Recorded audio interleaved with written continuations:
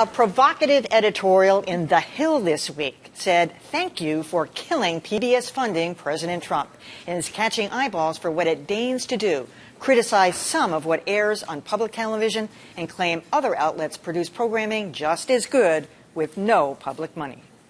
Whenever Congress threatens to cut funding for public broadcasting, supporters say, "What? Kill off Big Bird?" I want all of my friends to help me help kids all around the world. But Big Bird has flown the coop. Sesame Street moved its production to HBO last year. And that, says Stephen Titch of the R Street Institute, is reason to conclude that good PBS programming can find commercial distribution.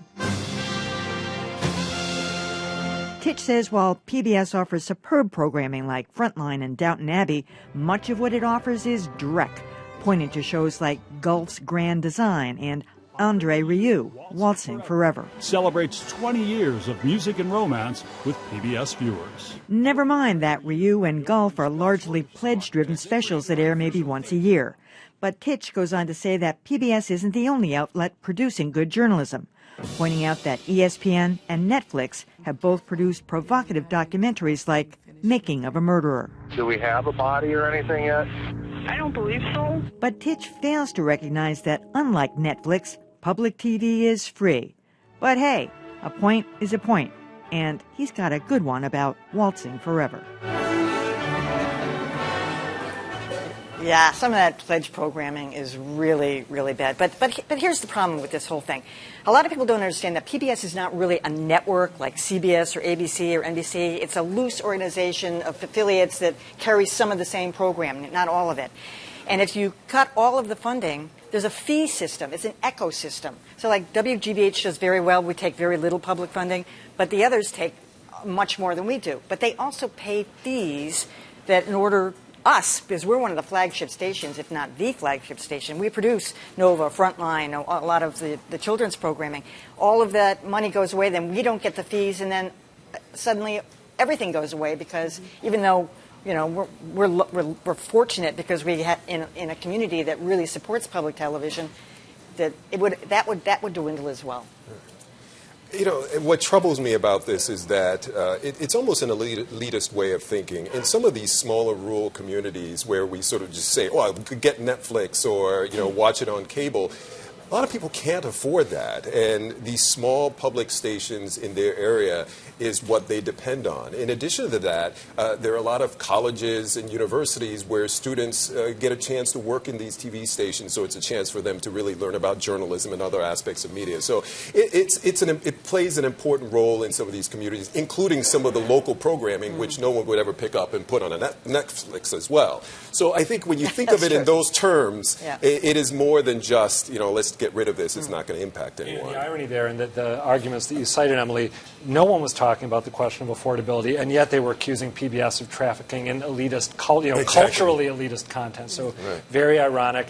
I don't share the confidence of the pundits who are making this case that shows like Frontline or Nova or American Experience will automatically find a home absent PBS in the cable landscape. Also worth noting, the cable landscape as we know it is falling apart. We're heading toward a la carte, which can make it even tougher. Yeah, because a lot of cable stations, niche cable stations, you rightly point out, New York Times did a big spread, are all going out of business. I agree with everything you're saying, so let me turn for a moment to Stephen Titch, the guy who wrote the R Street Institute. This stuff, there is a right-wing machine that is ready to pounce on PBS every time that there's a chance of cutting off the funding. Stephen Titch works for a variety of right-wing think tanks. One of them is the Heartland Institute, which denies the reality of climate change.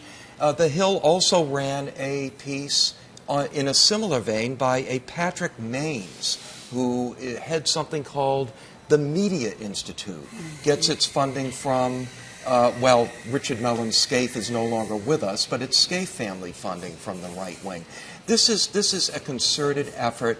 It's always ready to spring into action whenever they see a chance to cut off funding to a PBS. former GBH producer also wrote an article saying that it should be defunded. So there are people on the on the more liberal side. I'm not saying it's all coming from one place, but that one place is always ready to leap into action. Also, that producer works for the Manhattan Institute now, so just to point that out. Let me just say that it always interests me, too, Adam, when they say, oh, they'll be picked up.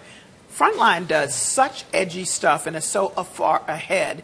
They have to work overtime to make sure that they have the proper funding for that, because there are topics that none of these people would want them to touch, because that's where they're going. Yeah, it's not OJ. No, it's not making of a murderer. It's not that. Right. But even let's speak to OJ. OJ was produced out of ESPN's 30 by 30. And by the way, that's an independent producer working to gather his own funds, and then they acquired it. They did not make it for them. That's so true. Just need to make clear. And that ESPN you don't get for free. That is exactly correct. But it's not like, oh, they're just out here and, everybody wants to pick it up. That is just so not true.